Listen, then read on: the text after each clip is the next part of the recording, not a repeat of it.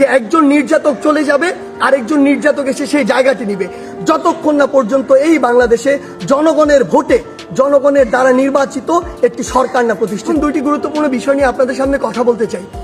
একটি বিষয় হচ্ছে যে আমরা দেখছি গতকালকে থেকে বাংলাদেশের বিভিন্ন জায়গায়, ঢাকা শহর থেকে শুরু করে বিভিন্ন অপ্রত্যাশিত ঘটনা ঘটছে, সহিংসতার ঘটনা আমরা শুনতে পাচ্ছি। আমরা আপনাদেরকে স্পষ্ট করে বলতে চাই, এই যে বাংলাদেশের ছাত্র সমাজ একটি এত বড় আন্দোলন করেছে, একটি ফ্যাসিস্ট একটি সরকারের যে একটি পতন ঘটিয়েছে, সেটি আমরা এই কারণে করিনি যে একজন নির্যাতক চলে যাবে আরেকজন নির্যাতক এসে সেই জায়গাটি নিবে।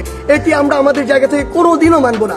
বরং এই যে নির্যাতনের যে প্রসেসটি রয়েছে, যে সিস্টেমটি রয়েছে, এই সিস্টেমটি ছাত্র সমাজ বা বর্তমান বাংলাদেশের যে প্রজন্ম তারা চায় না।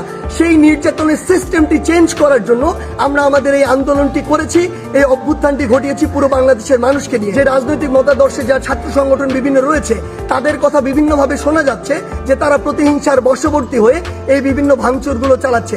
আমরা স্পষ্ট করে বলে দিতে চাই, এই বাংলাদেশে এরকম যদি অন্যায় বা অপরাধ যেগুলো হচ্ছে, এগুলোর অবশ্যই প্রত্যেকটির বিচার হবে। সেই জায়গা থেকে আমরা স্পষ্ট করি, আমরা কখনো আমাদের জায়গা থেকে এমন সহিংসতাগুলো সমর্থন করি না।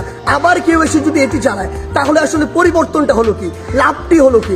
আমাদের প্রত্যাশার সাথে এটা কোনোদিন প্রাসঙ্গিক হয়? কখনো হয় না। তাই আমাদেরকে এটা আমাদের কাজের মাধ্যমে প্রকাশ করতে হবে যে আমরা যে বাংলাদেশের স্বপ্ন দেখি, সেটি আসলে আমরা সত্যি করতে চাই।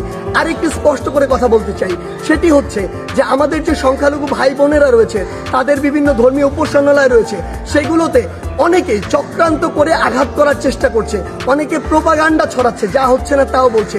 সেই জায়গা থেকে আমাদের সকলকে, সকল ধর্মের বর্ণের সকলকে এই দায়িত্ব নিতে হবে যে আমাদের যে ভাই বোনেরা এটি শিকার হচ্ছে, তাদেরকে আমাদের প্রোটেক্ট করতে হবে, যতক্ষণ না পর্যন্ত এই বাংলাদেশে জনগণের ভোটে জনগণের দ্বারা নির্বাচিত একটি সরকার না প্রতিষ্ঠিত হবে।